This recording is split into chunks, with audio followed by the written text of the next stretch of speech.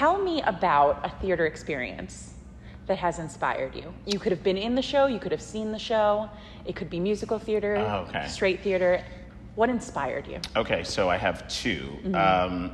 Non-operatically, I recently saw the production of Company on Broadway. Yes. And Patti LuPone is a legend. Legend. Had never seen her live. I don't know what that thing is where someone can walk onto a stage. She is so in character and so relaxed at the same time that it just feels like there's this person that's in I don't know how to explain it except to say she draws focus by simply being. I think it's complete and utter abandon, which seems like it would make sense, but is the most terrifying thing for a performer to just give themselves over to the material and be like, okay. And so present in the moment. And so present in the moment that it reads with such, I sound so new agey. It feels like there's a force field around her that's just vibrating and you get swept up into it. I saw the same production. I felt the exact same way. She's magnetic. Yeah. But I find it that there's this difference. Sometimes when people are performing, I lean forward, right? Yes. I'm excited about, okay, what are they going to do next?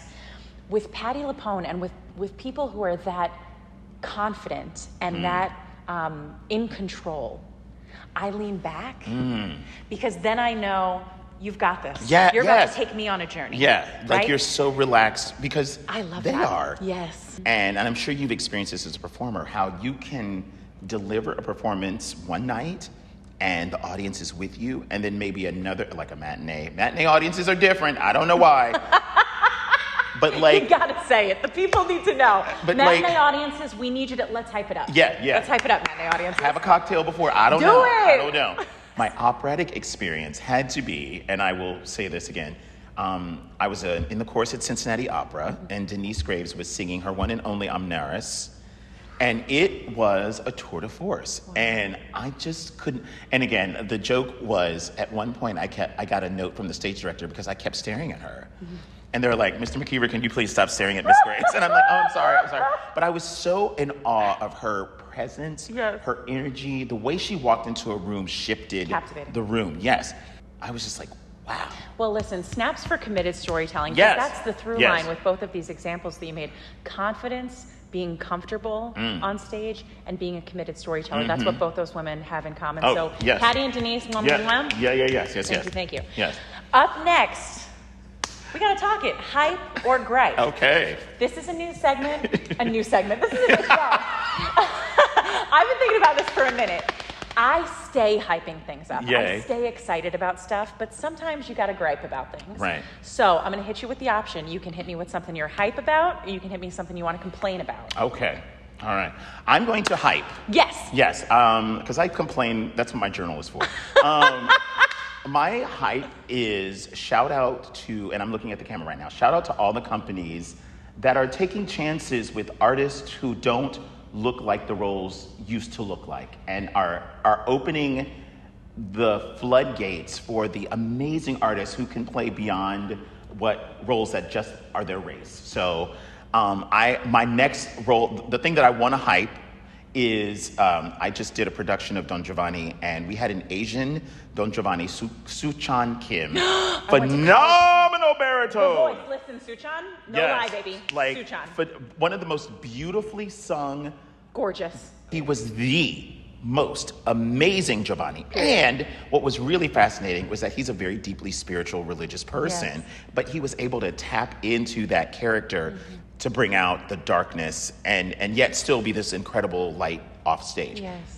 I'm ready for that to be a norm, and like I'm ready to see Asian sopranos who are not just singing Butterfly. I want to hype that. Yep. I want to hype all the artists that I'm seeing that are making their Met debut that have been doing it and doing it well. I want to shout out to my friend Adrian Danrich, who is covering at the Met this season.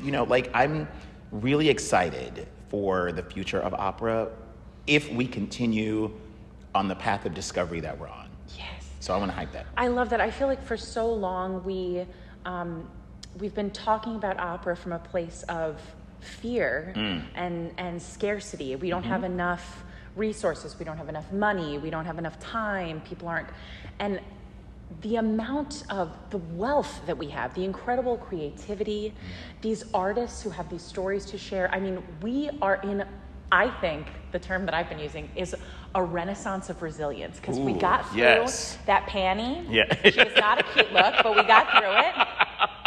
And the resilience of these artists who, you know, I don't know who's going to watch this. Right. Hi, I'm glad you're here. Right. But if it's people who don't know, when the pandemic started, opera singers lost everything. They had no income, they had no gigs upcoming, they had no health insurance. Yeah. A lot of them had to move back home with their parents. They just, the life that they were building went away. And so the resilience of these artists to still be doing, to still be dedicated to this, has to be not only seen, as everyone just wants to be seen, but it has to be honored. Yes. Right? Yes. And I think that artists are going to be on the forefront of this renaissance. Yes. And I'm so proud of you. The other thing I want to hype really quick is my sweet boy has a podcast. Oh! Y'all know you better check it out. So Eric wrote a podcast that is scripted, so not like what we're doing right now. No. Called The Coach. The Coach. And it's about a life coach. It came about. It came about from several years ago. A dear friend of mine who was a former opera singer and now like a super life coach. Like she's with Brene Brown and like doing that kind of real work. We were drinking and trying to solve the world's problems. And she's like, Eric, I think you could be a life coach. And I was like, yeah, I don't know, maybe. I don't think it's for me. But then on the train ride home, I kept thinking, how funny would it be to like write a story about a life coach who's terrible at their job and who uncovers like this mystery and just all this craziness.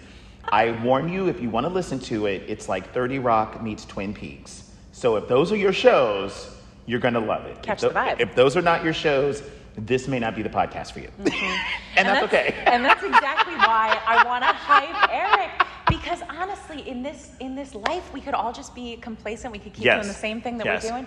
And I love that you challenged yourself, that you were like, you had this idea and you went with it knowing, I don't know what's 2 steps in front of me, but I'm going to take this first step and I'll figure out the next. Yes, yeah. It's so brave. It's so cool. Thank you. I just love you. I'm so proud of you. Yay.